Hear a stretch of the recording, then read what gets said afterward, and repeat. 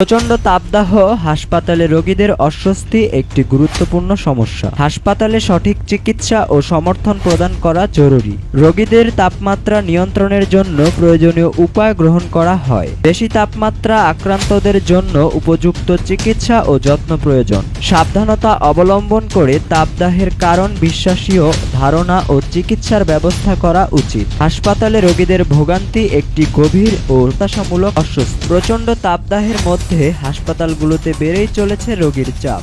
এ অবস্থায় নারায়ণগঞ্জ খানপুর ৩০০ শয্যা বিশিষ্ট হাসপাতালে সেবা দিতে হিমশিম খাচ্ছেন চিকিৎসকরা। এই গরমে চলাফেরায় সচেতন হওয়ার পাশাপাশি সুস্থ থাকতে তরল খাবার খাওয়ার পরামর্শ দিচ্ছেন চিকিৎসকরা।